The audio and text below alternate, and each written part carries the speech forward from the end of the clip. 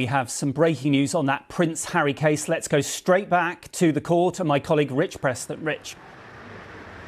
Nicky, good morning. Thank you. Yes, in the last few minutes we've had an update from Prince Harry's barrister. Helena Wilkinson, our correspondent, is still with me outside the court. Helena, what have we heard? Yeah, so we've got a correspondent in the courtroom. In the last few moments, Prince Harry's barrister has told the court that there has been an agreement has been reached between both parties. So Prince Harry has settled his case with NGN newspapers. That breaking news in the last couple of moments. Let me just read you a couple of lines that we've had from our reporters in the courtroom.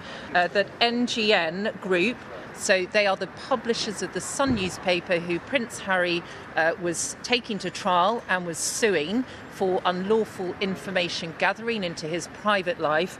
NGN Group offers a full and unequivocal apology to the Duke of Sussex. So that news in the last couple of minutes that there has been agreement between the parties and that NGN Group offers a full and unequivocal apology to the Duke of Sussex. Also, another line that's just come out of court is that there is going to be a substantial damage payment. So we were expecting to hear this morning whether the 8-week trial or so would go ahead or not.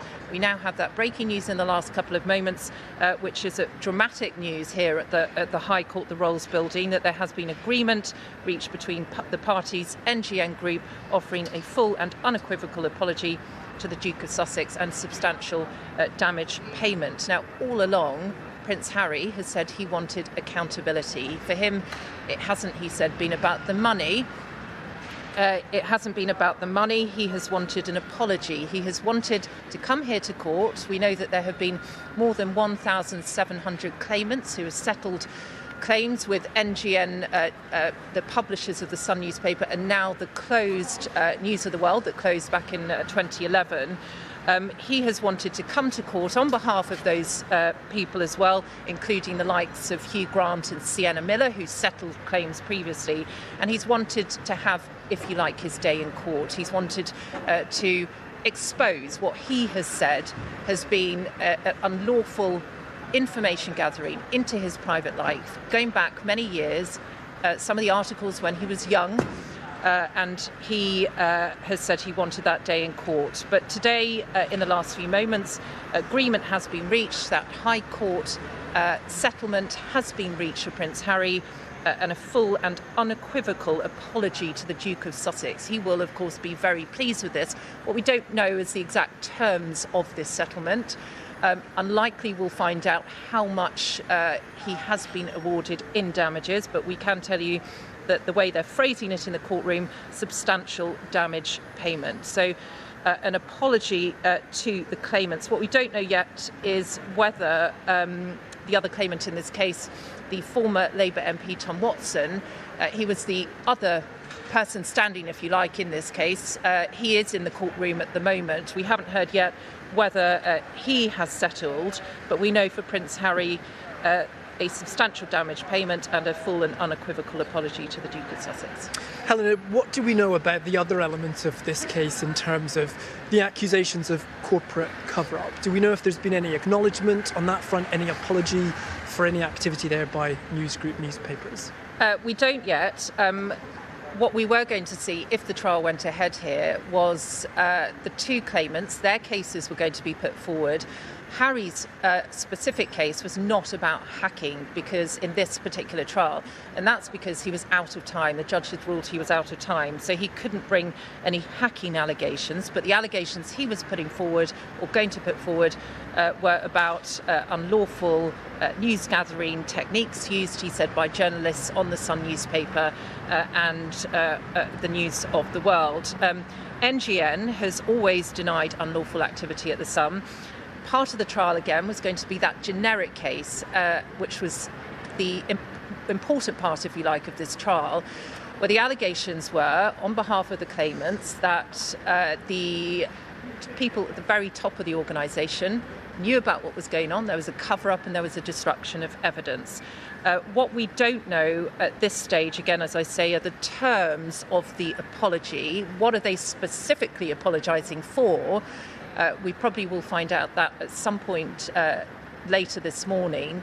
But I think we can expect, we know Prince Harry is not in court today. We understand he's in California at the moment, but we can expect, I think, his barrister David Sherborne at some point, like he did in 2023 with the Mirror Group case that Harry brought, to come out. You can probably make out the dozens of photographers, camera crews waiting out here. I think we can probably expect David Sherborne to come out at some stage and potentially read a statement on behalf of Prince Harry. But we'll get more details as the morning goes on.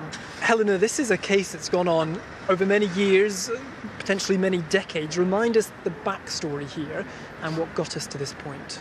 Yeah, so Prince Harry, as I said, has always been determined to bring the cases to court. It's been a very personal battle for him against the tabloid newspapers. And back in 2023, he won that case against the Mirror Group. He won substantial damages in that case.